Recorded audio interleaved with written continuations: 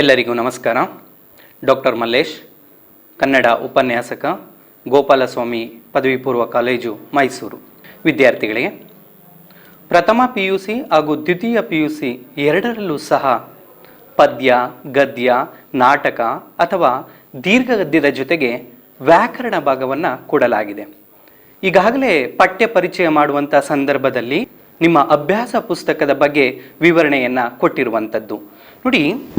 ಪ್ರಥಮ PUCಯಲ್ಲಿ ಪ್ರಯೋಗ ಪ್ರಣತಿ ಅನ್ನುವಂಥದ್ದು ನಿಮ್ಮ ಅಭ್ಯಾಸ ಪುಸ್ತಕ ಆಗಿರುತ್ತೆ. ಅದೇ ರೀತಿಯಲ್ಲಿ ದ್ವಿತೀಯ PUCಯಲ್ಲಿ ಪಲ್ಲವ ಅನ್ನುವಂಥದ್ದು ಅಭ್ಯಾಸ ಪುಸ್ತಕ ಇರುವಂಥದ್ದು. ಇಲ್ಲಿ ಸಮಾನಾರ್ಥಕ ಮತ್ತು ನಾನಾರ್ಥಕ ಎರಡನ್ನೂ ಕೂಡ ಪ್ರಥಮ PUC ಮತ್ತು ದ್ವಿತೀಯ PUC ಎರಡರಲ್ಲೂ ಕೇಳಿರೋದ್ರಿಂದ ಇವತ್ತಿನ ಸಂದರ್ಭದಲ್ಲಿ ಎರಡು ಅಭ್ಯಾಸ ಪುಸ್ತಕವನ್ನು ಕುರಿತು ನಾವು ನೋಡೋಣ. ಮಾನವನ ಉಗಮವಾದ ನಂತರ ಭಾಷೆಯನ್ನು ತನ್ನದಾಗಿಸ್ಕೊಂಡ. ಹಾಗಾದರೆ ಪ್ರಾರಂಭದಲ್ಲಿ ತಾನು ಏನು ಮಾತನಾಡೋದಕ್ಕೆ ಪ್ರಾರಂಭ ಮಾಡ್ತಾನೋ ಅದನ್ನೇ ಅವನು ಮುಂದುವರಿಸಲಿಲ್ಲ. ಕಾಲ ಬದಲಾದಂತೆ ತಾನು ಭಾಷೆಯನ್ನು ಬದಲಾಯಿಸ್ಕೊಳ್ತಾ ಬಂದಿದ್ದಾನೆ. ಬದಲಾಯಿಸ್ಕೊಳ್ಳೋದು ಅಂದರೆ ಇಲ್ಲಿ ಅಭಿವೃದ್ಧಿಯನ್ನು ಕಾಣುವಂಥದ್ದು. ವೈಜ್ಞಾನಿಕವಾಗಿ ಬೇರೆ ಬೇರೆ ರೀತಿಯಲ್ಲಿ ಭಾಷೆಯನ್ನು ಬದಲಾಯಿಸ್ಕೊಳ್ತಾ ಬಂದಿದ್ದಾನೆ.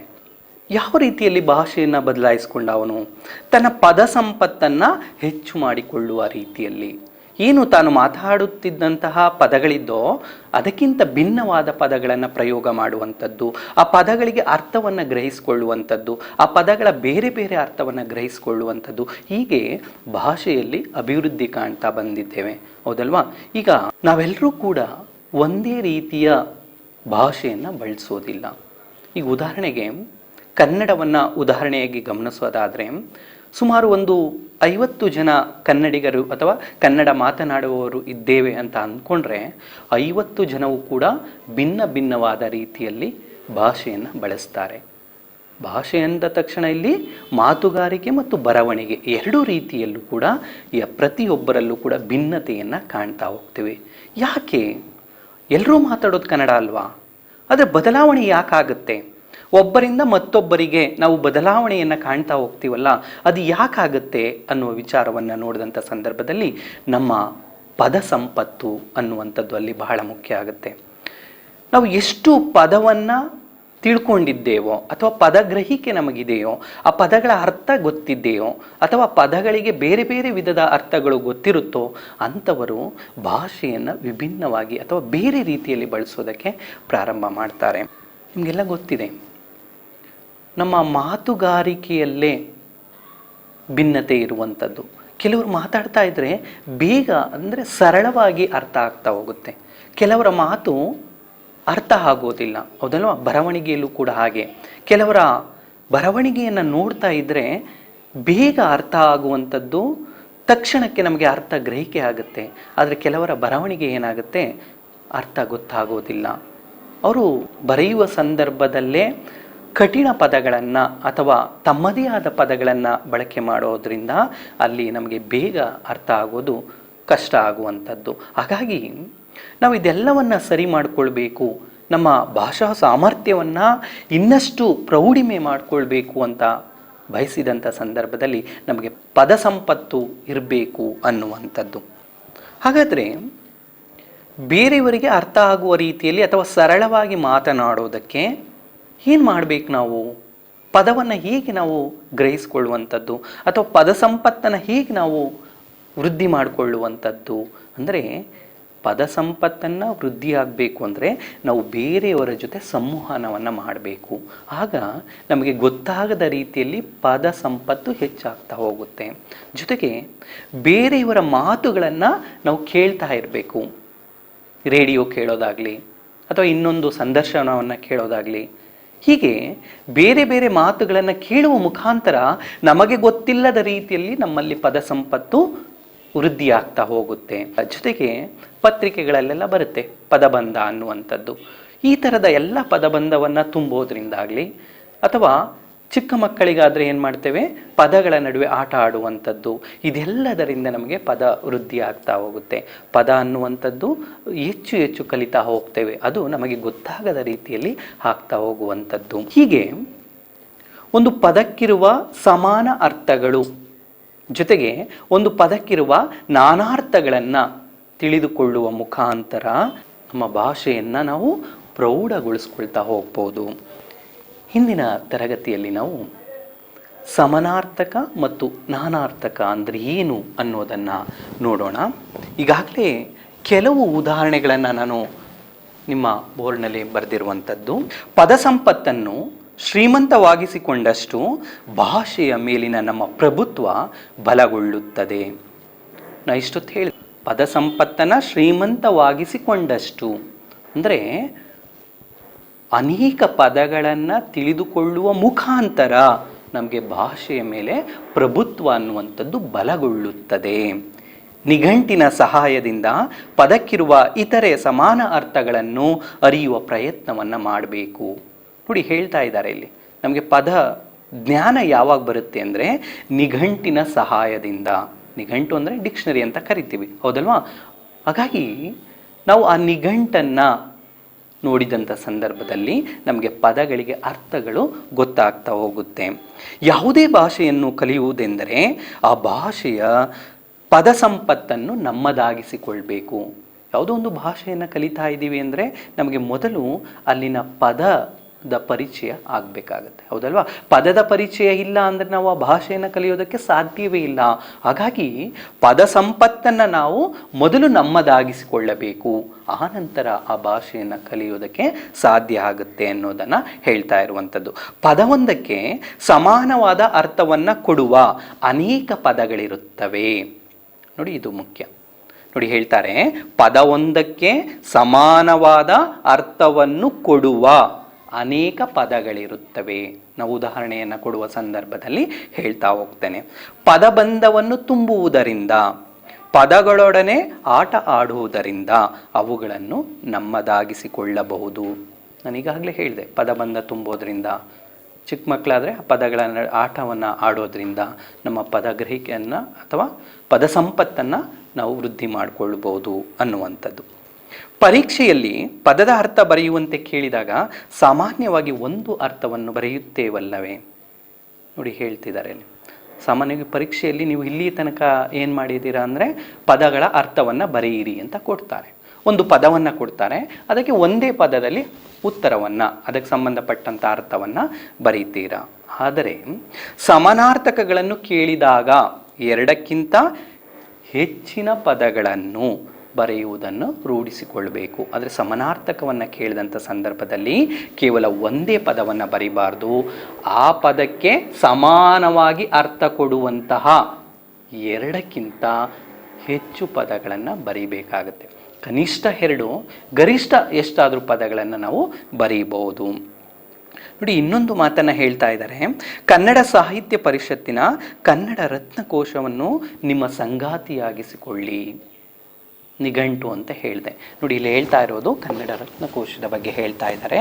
ಇದನ್ನು ನಿಮ್ಮ ಸಂಗಾತಿಯಾಗಿಸಿಕೊಳ್ಳಿ ಅಂದರೆ ನಮಗೆ ಪದಗಳ ಅರ್ಥ ಗೊತ್ತಾಗತ್ತೆ ಅನ್ನೋದನ್ನು ಹೇಳ್ತಾ ಇರುವಂಥದ್ದು. ಅದರ ಜೊತೆಗೆ ಲಭ್ಯವಿರುವ ಇನ್ನಿತರ ಅತ್ಯುತ್ತಮ ನಿಘಂಟುಗಳನ್ನು ನೀವು ನೋಡ್ಬೋದು ಅನ್ನೋದನ್ನು ಕೂಡ ಹೇಳ್ತಾ ಇರುವಂಥದ್ದು. ಇದೆಲ್ಲವನ್ನು ನೋಡೋದ್ರಿಂದ ನಮಗೆ ಪದಗಳ ಅರ್ಥ ಗೊತ್ತಾಗುತ್ತೆ, ಸಮಾನಾರ್ಥಕ ಗೊತ್ತಾಗುತ್ತೆ, ನಾನಾರ್ಥಕ ಅಂದರೆ ಏನು ಅನ್ನೋದು ಗೊತ್ತಾಗುತ್ತೆ, ಜೊತೆಗೆ ನುಡಿಗಟ್ಟಿನ ಬಗ್ಗೆ ಗೊತ್ತಾಗುತ್ತೆ. ನೋಡಿ, ಇಲ್ಲಿ ನಾನು ಸಮಾನಾರ್ಥಕದ ಬಗ್ಗೆ ಹೇಳಿದೆ. ಸಮಾನಾರ್ಥಕ ಅಂದರೆ ಸಮಾನವಾದ ಅರ್ಥವನ್ನು ಕೊಡುವ ಪದಗಳು. ಹೀಗೆ ಪರೀಕ್ಷೆಯಲ್ಲಿ ಕೊಡ್ತಾರೆ, ಸಮಾನಾರ್ಥಕಗಳನ್ನು ಬರೆಯಿರಿ ಅಂತ ಒಂದು ಪದವನ್ನು ಕೊಡ್ತಾರೆ. ಅದಕ್ಕೆ ಸಮಾನವಾದ ಪದಗಳನ್ನು ನೀವು ಬರೀಬೇಕಾಗತ್ತೆ. ನೋಡಿ, ಇಲ್ಲಿ ಉದಾಹರಣೆಗೆ ಭೂಮಿ ಅಂತ ಕೊಡ್ತಾರೆ. ಸಮಾನಾರ್ಥಕಗಳನ್ನು ಬರೆಯಿರಿ ಅನ್ನುವ ದೃಷ್ಟಿಯಲ್ಲಿ ಭೂಮಿ ಅನ್ನುವ ಪದವನ್ನು ಕೊಡ್ತಾರೆ. ಅದಕ್ಕೆ ಸಮಾನಾರ್ಥಕ ಪದಗಳು ಯಾವುದು ಅಂದರೆ ಅವನಿ, ಧರೆ, ಪೃಥ್ವಿ, ಇಳೆ, ವಸುದೆ. ನೋಡಿ, ಇಲ್ಲಿ ಗಮನಿಸ್ಕೊಳ್ಳಿ, ಅವನಿ ಅಂದರೂ ಕೂಡ ಭೂಮಿನೇ, ಹೌದಲ್ವಾ? ಧರೆ ಅಂದರೂ ಕೂಡ ಭೂಮಿನೇ, ಪೃಥ್ವಿ ಅಂದರೂ ಕೂಡ ಭೂಮಿ, ಇಳೆ, ವಸುದೆ ಅಂದರೂ ಕೂಡ ಇಲ್ಲಿ ಭೂಮಿ ಅನ್ನುವ ಅರ್ಥವನ್ನು ನಾವು ಗಮನಿಸ್ತೇವೆ. ಹಾಗಾಗಿ ಈ ಎಲ್ಲ ಪದಗಳು ಕೂಡ ಒಂದೇ ಅರ್ಥವನ್ನು ಕೊಡ್ತಾ ಇರುವಂಥದ್ದು. ಇದಕ್ಕೆ ನಾವು ಸಮನಾರ್ಥಕಗಳು ಅಥವಾ ಸಮನಾರ್ಥಕ ಪದಗಳು ಅಂತ ಹೇಳಿ ಕರೆಯುವಂಥದ್ದು. ಹಾಗೆ ಅಗ್ನಿ ಅನ್ನುವ ಪದವನ್ನು ಕೊಟ್ಟಂಥ ಸಂದರ್ಭದಲ್ಲಿ ಬೆಂಕಿ, ಅನಲ, ನೋಡಿ ಅಲ್ಲಿ ಗಮನಿಸ್ಕೊಳ್ಳಿ, ಬೆಂಕಿ ಅಂದ್ರೂ ಕೂಡ ಅಗ್ನಿನೇ, ಅನಲ ಅಂದ್ರೂ ಕೂಡ ಬೆಂಕಿನೇ, ಬೆಂಕಿ ಅಂದ್ರೂ ಕೂಡ ಅಗ್ನಿನೇ, ಹೌದಲ್ವಾ? ಎಲ್ಲವೂ ಕೂಡ ಸಮಾನವಾದ ಅರ್ಥಗಳನ್ನು ಒಳಗೊಂಡಿರುವಂಥದ್ದು.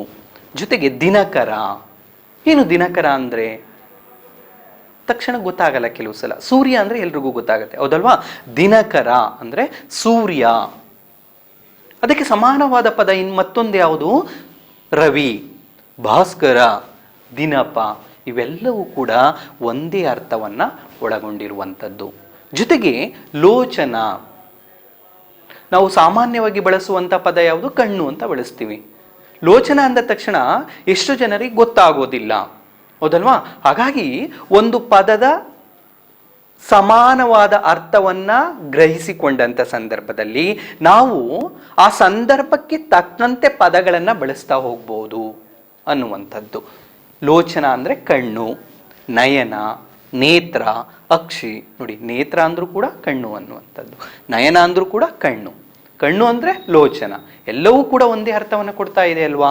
ಅದೇ ರೀತಿಯಲ್ಲಿ ಕಾಡು, ನಿಮಗೆಲ್ಲ ಗೊತ್ತಿದೆ, ಅರಣ್ಯ ಅಂತೀವಿ, ವನ ಅಂತ ಹೇಳ್ತೀವಿ, ಅಡವಿ ಅಂತ ಹೇಳ್ತೀವಿ, ಕಾಂತಾರ ಅಂತ ಹೇಳ್ತೀವಿ, ವಿಪಿನ, ಬನ. ಇವೆಲ್ಲವೂ ಕೂಡ ಸಮಾನವಾದ ಅರ್ಥವನ್ನು ಒಳಗೊಂಡಿರುವಂಥದ್ದು. ಕರಿ, ಆನೆ, ಗಜ, ಹೌದಲ್ವಾ?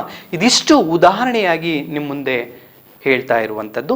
ಇನ್ನು ನಿಮ್ಮ ಅಭ್ಯಾಸ ಪುಸ್ತಕದಲ್ಲಿ ಒಂದಷ್ಟು ಪದಗಳನ್ನು ಕೊಟ್ಟು ಈ ಪದಗಳಿಗೆ ಸಮಾನಾರ್ಥಕಗಳನ್ನು ಬರೆಯಿರಿ ಅಂತ ಕೇಳಿದ್ದಾರೆ. ಸಾಮಾನ್ಯವಾಗಿ ಈ ಪದಗಳು ಎಲ್ಲಿಂದ ತಗೊಂಡಿದ್ದಾರೆ ಅಂದರೆ ನಿಮ್ಮ ಗದ್ಯ ಅಥವಾ ಪದ್ಯದಿಂದ ಆಯ್ಕೆ ಮಾಡಿಕೊಂಡು ನಿಮ್ಮ ಅಭ್ಯಾಸ ಪುಸ್ತಕದಲ್ಲಿ ಕೊಟ್ಟಿರುವಂಥದ್ದು. ಒಂದಷ್ಟು ಪದಗಳನ್ನು ನೋಡೋಣ. ಉಳಿದ ಪದಗಳನ್ನು ನೀವು ಮನೆಯಲ್ಲಿ ಕುಳಿತು ನಿಮ್ಮ ಅಭ್ಯಾಸ ಪುಸ್ತಕದಲ್ಲಿ ಬರ್ಕೊಳ್ಬೇಕಾಗತ್ತೆ. ನೋಡಿ, ಅಲ್ಲಿ ಈಗಾಗಲೇ ಹೇಳಿದೆ ನಾನು, ಕಾಂತಾರ ಅಂತ ಕೊಟ್ಟಿದ್ದಾರೆ. ಸಮಾನಾರ್ಥಕ ಪದ ಕಾಡು, ಅರಣ್ಯ. ನೋಡಿ, ಕಲಹ ಅಂತ ಕೊಡ್ತಾರೆ. ಏನು ಕಲಹ ಅಂದರೆ? ಜಗಳ, ಯುದ್ಧ, ಹೌದಲ್ವಾ? ಅದೇ ರೀತಿಯಲ್ಲಿ ಮರ್ಕಟ, ಮರ್ಕಟ ಅಂದರೆ ಕೋತಿ, ಮಂಗ ಅನ್ನುವಂಥದ್ದು. ನೋಡಿ, ಹಾಗೆ ಅಣ್ಣ ಅಂತ ಕೊಡ್ತಾರೆ. ನಮಗೆಲ್ಲ ಗೊತ್ತಿದೆ, ಅಣ್ಣ, ಅಣ್ಣಂದಿರಿದ್ರೆ ಎಲ್ರಿಗೂ ಗೊತ್ತಿರುತ್ತೆ, ಅಣ್ಣ ಅಂತ ಕರಿತೀವಿ. ಅದಕ್ಕೆ ಸಮಾನವಾದ ಬೇರೆ ಪದಗಳು ಯಾವುದಿರ್ಬೋದು? ನಮ್ಗೆ ತಕ್ಷಣ ಗೊತ್ತಾಗೋದಿಲ್ಲ, ಹೌದಲ್ವಾ? ಅಗ್ರಜ, ಹಿರಿಯ ಸಹೋದರ, ಹೌದಲ್ವಾ? ನೋಡಿ, ಹಾಗೆ ಅರಸ ಅಂತ ಕೊಡ್ತಾರೆ. ರಾಜ, ದೊರೆ, ಭೂಪ, ಅವನಿಪತಿ, ಭೂಮಿಪ. ಇವೆಲ್ಲವೂ ಕೂಡ ಒಂದೇ ಅರ್ಥವನ್ನು ಒಳಗೊಂಡಿರುವಂಥದ್ದು. ಇದ್ರ ಜೊತೆಗೆ ಹಿಳೆ ಅಂತ ಕೊಡ್ತಾರೆ. ಭೂಮಿ, ಪೃಥ್ವಿ, ಧರಣಿ, ಅವನಿ.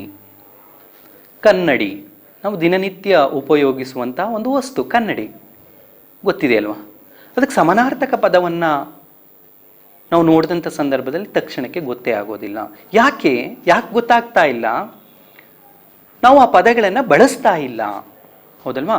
ನಮ್ಮ ದಿನನಿತ್ಯದ ಮಾತಿನಲ್ಲಿ ಆ ಪದವನ್ನು ಬಳಸುವಂಥ ಸಂದರ್ಭದಲ್ಲಿ ನಮಗೆ ಆ ಪದಗಳ ಪರಿಚಯ ಆಗ್ತಾ ಹೋಗುತ್ತೆ. ಆ ಪದಗಳು ನಮ್ಮ ತಲೆಯಲ್ಲಿ ಉಳ್ಕೊಳ್ತಾ ಇರುತ್ತೆ. ನಾವು ಯಾವಾಗ ಆ ಪದವನ್ನು ಬಳಸೋದಿಲ್ವೋ ಅದು ನಮ್ಮಿಂದ ಕಣ್ಮರೆ ಆಗ್ತಾ ಹೋಗುತ್ತೆ. ನೋಡಿ, ಕನ್ನಡಿ ಅನ್ನುವಂಥದ್ದು ಪ್ರತಿನಿತ್ಯ ನಾವು ಬಳಸುವಂಥದ್ದು. ದರ್ಪಣ, ದರ್ಪಣ ಅಂದರೆ ಕನ್ನಡಿ. ಮತ್ತು ಮುಕುರ, ಮುಕುರ ಅಂದರೂ ಕೂಡ ಕನ್ನಡಿ. ಆದರ್ಶ ಅಂತವೂ ಕೂಡ ಹೇಳ್ತೇವೆ. ನೋಡಿ, ಕಮರು, ಕಮರೋಯ್ತು ಅಂತ ಹೇಳ್ತೀವಿ. ಕಮರು ಅಂದರೆ ಬಾಡುವಂಥದ್ದು, ಬಾಡೋಗಿದೆ ಅಂತ ಹೇಳ್ತೀವಲ್ಲ, ಒಣಗೋಗಿದೆ, ಒಣಗು, ಬಾಡು ಅನ್ನುವ ಅರ್ಥದಲ್ಲಿ. ಜೊತೆಗೆ ಗಾಳಿ, ಪ್ರತಿನಿತ್ಯ ಗಾಳಿ ಅಂತ ಪದವನ್ನು ಪ್ರಯೋಗ ಮಾಡ್ತೀವಿ. ವಾಯು, ಅನಿಲ, ಪವನ, ಅಲರ್. ಬೇರೆ ಬೇರೆ ಪದಗಳು ಒಂದೇ ಅರ್ಥವನ್ನು ಕೊಡುವಂಥದ್ದು. ಚಿನ್ನ, ನಮಗೆಲ್ಲ ಗೊತ್ತಿದೆ ಚಿನ್ನ ಅನ್ನುವಂಥದ್ದು. ಏನು ಚಿನ್ನ ಅನ್ನೋದಕ್ಕೆ ಸಮಾನಾರ್ಥಕ ಪದ? ಬಂಗಾರ, ಹೊನ್ನು, ಕನಕ, ಸುವರ್ಣ. ನೋಡಿ, ಎಷ್ಟು ಪದಗಳಿದೆ. ಆದರೆ ನಾವು ಬಳಸೋದೇನು ಕೇವಲ ಚಿನ್ನ ಅನ್ನುವ ಪದವನ್ನು ಮಾತ್ರ ಬಳಸ್ತಾ ಇರ್ತೀವಿ. ಹಾಗಾಗಿ ನಮಗೆ ತಕ್ಷಣಕ್ಕೆ ಬೇರೆ ಪದಗಳು ನೆನಪಾಗೋದಿಲ್ಲ. ಹಾಗಾಗಿ ಸಂದರ್ಭಕ್ಕೆ ತಕ್ಕಂತೆ ನಾವು ಭಿನ್ನ ಭಿನ್ನ ಪದವನ್ನು ಬಳಸ್ತಾ ಹೋದರೆ ಎಲ್ಲ ಪದಗಳು ನಮ್ಮಲ್ಲಿ ಉಳ್ಕೊಳ್ತಾ ಹೋಗುತ್ತೆ. ತಾಯಿ, ಜನನಿ, ಮಾತೃ, ಮಗ. ಮಗ ಅನ್ನೋದಕ್ಕೆ ಸುತ, ಪುತ್ರ, ಹೌದಲ್ವಾ? ಮಲೆ, ಬೆಟ್ಟ, ಗಿರಿ, ನಗ ಇವೆಲ್ಲವೂ ಕೂಡ ಒಂದೇ ಅರ್ಥವನ್ನು ಕೊಡುವಂಥದ್ದು. ರಕ್ತ ಅಂತ ಬಳಸ್ತೀವಿ. ಏನು ರಕ್ತಕ್ಕೆ ಸಮಾನಾರ್ಥಕ ಪದ? ರುಧಿರ, ನೆತ್ತರು, ವಾರಿಧಿ. ವಾರಿಧಿ ಅಂದರೆ ಸಮುದ್ರ, ಕಡಲು. ಈಗ ಗೊತ್ತಾಗಿದೆ ಅಂದ್ಕೊಳ್ತೀನಿ. ಸಮಾನಾರ್ಥಕ ಅಂದರೆ ಕೊಟ್ಟಿರುವ ಪದಕ್ಕೆ ಸಮಾನವಾದ ಅರ್ಥವನ್ನು ಒಳಗೊಂಡಿರುವಂತಹ ಪದಗಳನ್ನು ಬರೆಯುವಂಥದ್ದು. ಮತ್ತೆ ಹೇಳ್ತಾ ಇದ್ದೀನಿ, ನೀವು ಸಮಾನಾರ್ಥಕಗಳನ್ನು ಕೊಟ್ಟಂಥ ಸಂದರ್ಭದಲ್ಲಿ ಒಂದು ಪದಕ್ಕೆ ಒಂದೇ ಅರ್ಥವನ್ನು ಬರೆದರೆ ನಿಮಗೆ ಪರೀಕ್ಷೆಯಲ್ಲಿ ಅಂಕಗಳು ಸಿಗುವುದಿಲ್ಲ. ಈಗ ಉದಾಹರಣೆಗೆ ಭೂಮಿ ಅನ್ನೋದಕ್ಕೆ ನೀವು ಅವನಿ ಅಂತ ಅಷ್ಟೇ ಬರೆದ್ರೆ ನಿಮಗೆ ಅಂಕಗಳು ಸಿಗುವುದಿಲ್ಲ. ಸರಿ ಇದೆ ಉತ್ತರ. ಅದೇನಾಗುತ್ತೆ? ಪದಗಳ ಅರ್ಥ ಆಗುತ್ತೆ. ಇಲ್ಲಿ ಕೇಳ್ತಾ ಇರೋದೇನು? ಸಮಾನಾರ್ಥಕಗಳನ್ನು ಬರೆಯಿರಿ. ಸಮಾನಾರ್ಥಕಗಳು ಅಂದರೆ ಈ ಪದಕ್ಕೆ ಸಮಾನವಾದ ಅರ್ಥಗಳನ್ನು, ಕೇವಲ ಅರ್ಥ ಕೇಳ್ತಾ ಇಲ್ಲ, ಇಲ್ಲಿ ಅರ್ಥಗಳನ್ನು ಬರೆಯಿರಿ ಅಂತ ಕೇಳ್ತಾ ಇದ್ದಾರೆ. ಹಾಗಾಗಿ ನಾವು ಎರಡಕ್ಕಿಂತ ಹೆಚ್ಚು ಪದಗಳನ್ನು ಬರೀಬೋದು. 2 ಪದ ಬರೀಬೋದು. ನಾನೀಗಾಗಲೇ ಹೇಳಿದೆ, ಕನಿಷ್ಠ 2 ಪದಗಳು, ಗರಿಷ್ಠ ನೀವು ಎಷ್ಟಾದರೂ ಪದಗಳನ್ನು ಬಳಸ್ಬೋದು ಅನ್ನುವಂಥದ್ದು. ಈಗ ಸಮಾನಾರ್ಥಕ ಅರ್ಥ ಆಗಿದೆ ಅಂತ ಅಂದ್ಕೊಳ್ತೀನಿ. ಈಗ ನಾನಾರ್ಥಕವನ್ನು ನೋಡೋಣ. ಪ್ರತಿಯೊಂದು ಭಾಷೆಗಳಲ್ಲಿ ಬಳಕೆಯಾಗುವ ಕೆಲವು ಪದಗಳಿಗೆ ಬಗೆ ಬಗೆಯ ಅರ್ಥಗಳಿರುತ್ತವೆ. ನೋಡಿ, ಇಲ್ಲಿ ಕೇವಲ ಒಂದು ಭಾಷೆ ಅಥವಾ ಕನ್ನಡಕ್ಕೆ ಸಂಬಂಧಪಟ್ಟ ಹಾಗೆ ಹೇಳ್ತಾ ಇಲ್ಲ. ಇಲ್ಲಿ ಪ್ರತಿಯೊಂದು ಭಾಷೆಯಲ್ಲೂ ಕೂಡ ಒಂದು ಪದಕ್ಕೆ ಬೇರೆ ಬೇರೆ ಅರ್ಥಗಳಿರುತ್ತವೆ ಅಂತ ಹೇಳ್ತಾ ಇದ್ದಾರೆ. ಹಾಗಾಗಿ ಇದು ಕೇವಲ ಕನ್ನಡಕ್ಕೆ ಮಾತ್ರ ಸಂಬಂಧಪಟ್ಟದ್ದಲ್ಲ, ಎಲ್ಲ ಭಾಷೆಗಳಿಗೂ ಕೂಡ, ಎಲ್ಲ ಭಾಷೆಯ ಕೆಲವು ಪದಗಳಿಗೆ ಬೇರೆ ಬೇರೆ ಅರ್ಥಗಳಿರುತ್ತೆ.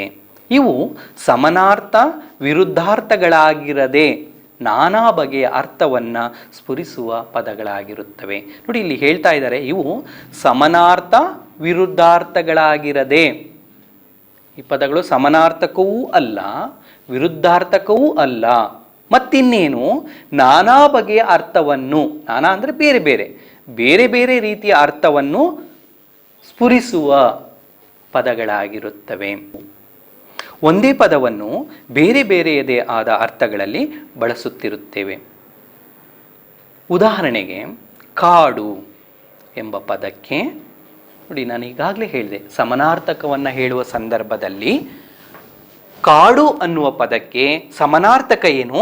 ಅರಣ್ಯ, ಅಡವಿ, ವನ, ಕಾಂತಾರ, ವಿಪಿನ, ಬನ. ಇವಿಷ್ಟು ಕೂಡ ಸಮಾನಾರ್ಥಕ ಪದಗಳು. ಅದೇ ಕಾಡು ಅನ್ನುವಂಥ ಪದವನ್ನು ನಾನಾರ್ಥಕಕ್ಕೆ ಕೇಳಿದ ಸಂದರ್ಭದಲ್ಲಿ ಕಾಡು ಅನ್ನುವ ಪದಕ್ಕೆ ನಾನಾರ್ಥ ಏನು ಅಂದರೆ ಅರಣ್ಯ, ಇನ್ನೊಂದು ಪೀಡಿಸು. ಈಗ ಅರ್ಥ ಆಗ್ತಿದೆ ಅಂದ್ಕೊಳ್ತೀನಿ. ಇಲ್ಲಿ ಅರಣ್ಯ, ಪೀಡಿಸು ಎರಡೂ ಕೂಡ ಬೇರೆ ಬೇರೆ ಅರ್ಥವನ್ನು ಒಳಗೊಂಡಿವೆ. ಗೊತ್ತಾಗ್ತಿದೆ ಅಲ್ವಾ? ಅರಣ್ಯ ಅಂದರೆ ಗೊತ್ತಿದೆ ನಿಮಗೆ, ಕಾಡು ಅನ್ನುವಂಥದ್ದು.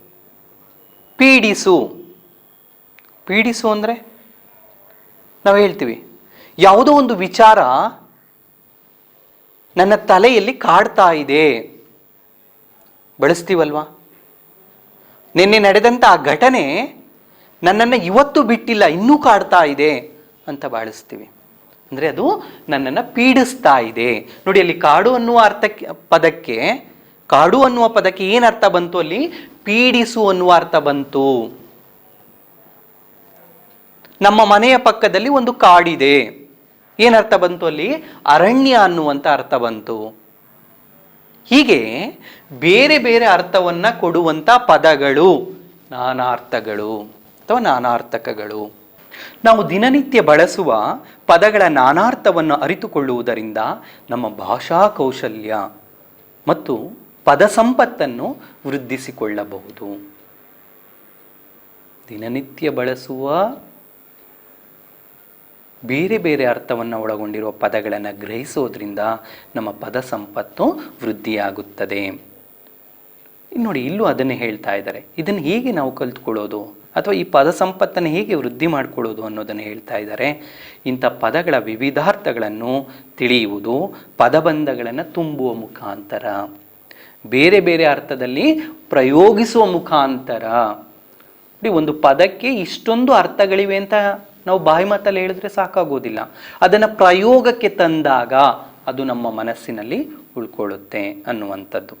ಪರೀಕ್ಷೆಯಲ್ಲಿ ಒಂದು ಪದದ ನಾನಾರ್ಥಗಳನ್ನು ಬರೆಯುವಂತೆ ಕೇಳಲಾದ ಪ್ರಶ್ನೆಗೆ ಅನೇಕರು ಆ ಪದಗಳಿಗಿರುವ ಸಮಾನಾರ್ಥಕ ಪದಗಳನ್ನೇ ಬರೆಯುತ್ತಾರೆ.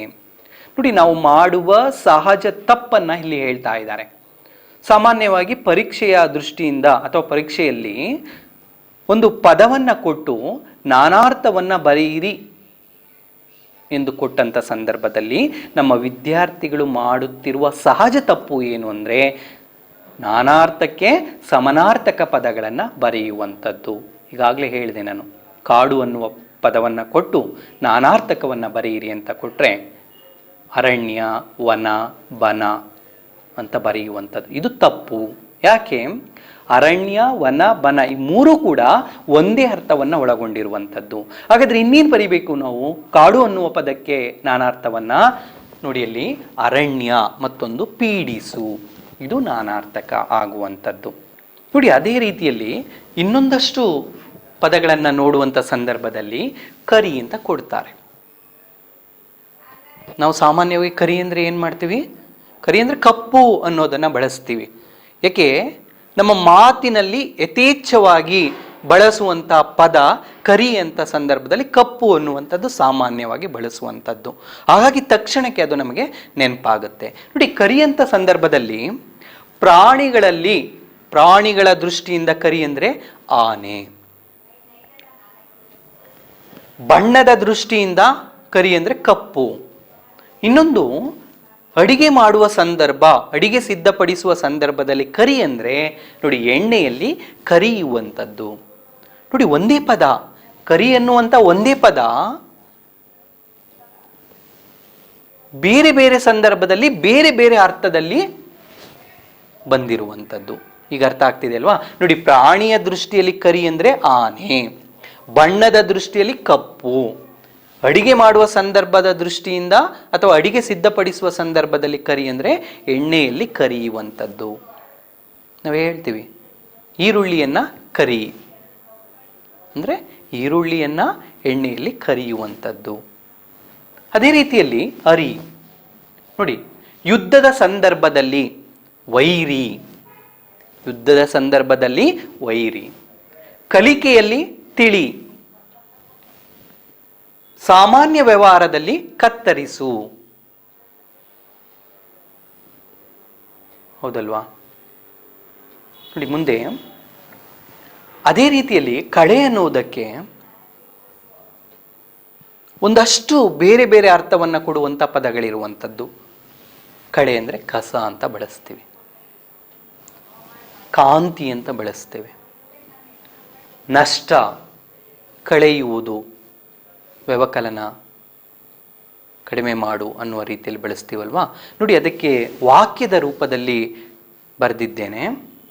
ಕಳೆ ಅಂದರೆ ಹೊಲದಲ್ಲಿ ರೈತರು ಕಳೆ ಕೀಳುತ್ತಿದ್ದರು. ನೋಡಿ, ಕಳೆ ಅನ್ನುವ ಪದ ಇಲ್ಲಿ ಯಾವ ಅರ್ಥದಲ್ಲಿ ಬಳಕೆಯಾಗಿದೆ? ಕಸ ಅನ್ನುವ ಅರ್ಥದಲ್ಲಿ ಬಳಕೆಯಾಗಿದೆ. ಮುಂದೆ ನೋಡಿ, ಅವರ ಮುಖದಲ್ಲಿದ್ದ ಕಳೆ ಎಲ್ಲರನ್ನೂ ಆಕರ್ಷಿಸುತ್ತಿತ್ತು.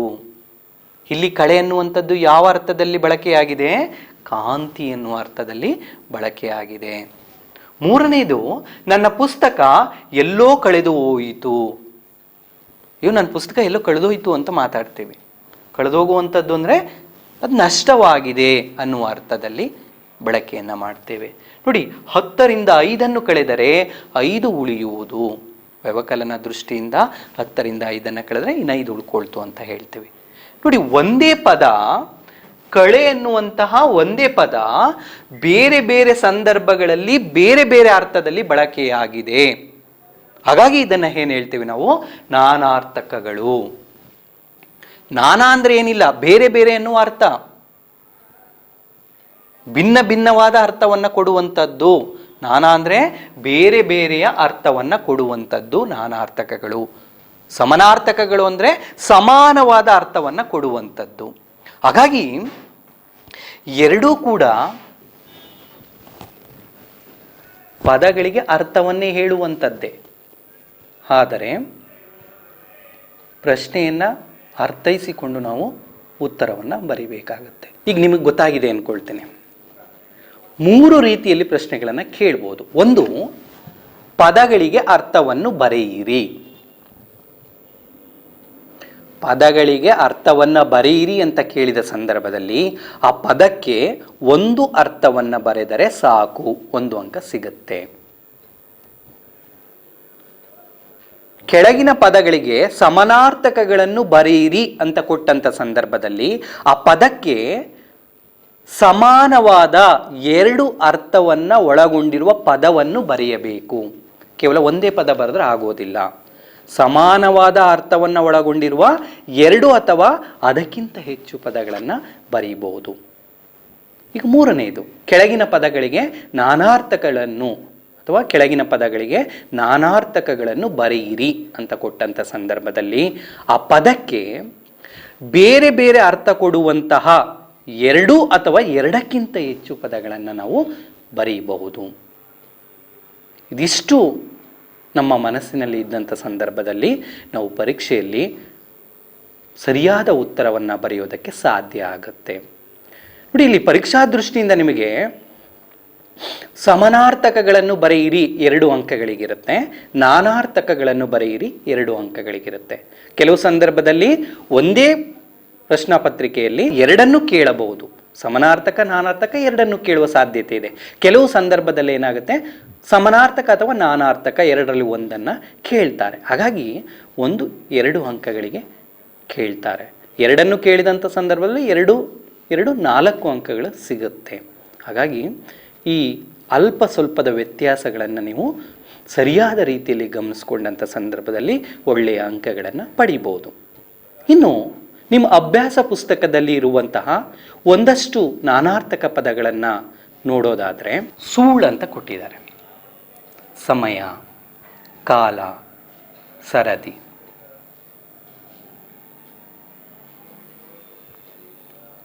ಕರ ಅಂತ ಕೊಡ್ತಾರೆ. ಕೈ, ತೆರಿಗೆ. ನೋಡಿ, ಇಲ್ಲಿ ಗಮನಿಸ್ಕೊಳ್ಳಿ, ಕರ ಅಂತ ಕೊಟ್ಟಂಥ ಸಂದರ್ಭದಲ್ಲಿ ಒಂದು ಕೈ, ಇನ್ನೊಂದು ಕರ ಅಂತ ಸಂದರ್ಭದಲ್ಲಿ ತೆರಿಗೆ. ಕೈ ಮತ್ತು ತೆರಿಗೆ ಬೇರೆ ಬೇರೆ ಅರ್ಥವನ್ನು ಒಳಗೊಂಡಿರುವ ಪದಗಳು. ಅರ್ಥ ಆಗ್ತಿದೆ ಅಲ್ವಾ? ರಾಗ, ಒಂದು ಪ್ರೀತಿ, ಮತ್ತೊಂದು ಬಣ್ಣ. ಅಡಿ ಅಂತ ಕೊಡ್ತಾರೆ. ಅಡಿ ಅಂತ ನಾವೆಲ್ಲಿ ಬಳಸ್ತೀವಿ? ಅಳತೆಯ ಸಂದರ್ಭದಲ್ಲಿ ಬಳಸ್ತೇವಲ್ವಾ? ಅಳತೆ. ಅಡಿ ಅಂದರೆ ಪಾದ ಅಥವಾ ಕೆಳಗೆ,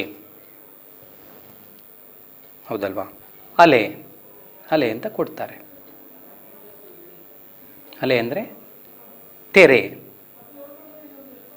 ತಿರುಗಾಡು, ಜವ, ಯಮ, ವೇಗ. ನಗ ಅಂತ ಕೊಡ್ತಾರೆ. ಒಡವೆ, ಒಂದು ಅರ್ಥ ಒಡವೆ ಅನ್ನುವಂಥದ್ದು. ಮತ್ತೊಂದು ಬೆಟ್ಟ. ನಗ ಅಂದರೆ ಒಡವೆ, ಮತ್ತೊಂದು ಬೆಟ್ಟ. ಪಡೆ, ಪಡೆ ಅಂದರೆ ಗಳಿಸು, ಪಡ್ಕೊಳ್ಳೋದು ಅಂತ ಹೇಳ್ತೀವಲ್ವ, ಗಳಿಸು ಅನ್ನುವ ಅರ್ಥ. ಮತ್ತೊಂದು ಸೈನ್ಯ, ಪಡೆ.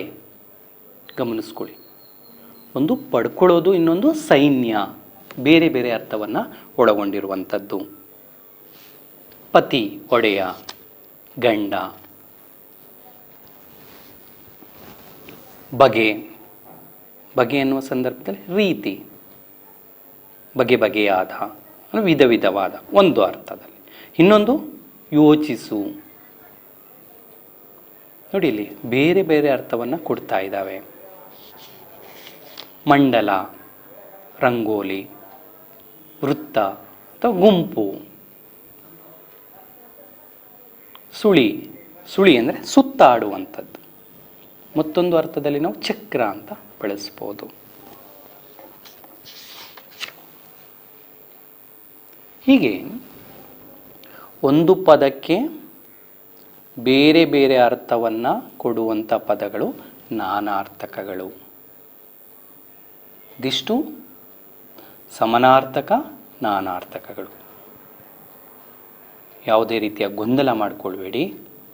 ಸಮಾನಾರ್ಥಕ ಅಂದರೆ ಸಮಾನವಾದ ಅರ್ಥವನ್ನು ಕೊಡುವಂತಹ ಪದಗಳು. ನಾನಾರ್ಥಕ ಅಂದರೆ ಬೇರೆ ಬೇರೆಯಾದ ಅರ್ಥವನ್ನು ಕೊಡುವಂತಹ ಪದಗಳು. ಈಗ ಸ್ಪಷ್ಟ ಆಗಿದೆ ಅಂತ ಅಂದ್ಕೊಳ್ತೀನಿ. ಇದಿಷ್ಟನ್ನು ಸರಿಯಾದ ರೀತಿಯಲ್ಲಿ ನೀವು ಗಮನಿಸ್ಕೊಂಡ್ರೆ ಪರೀಕ್ಷಾ ದೃಷ್ಟಿಯಿಂದ ಒಳ್ಳೆಯ ರೀತಿಯ ಉತ್ತರವನ್ನು ಬರೆಯಬಹುದು. ಧನ್ಯವಾದಗಳು.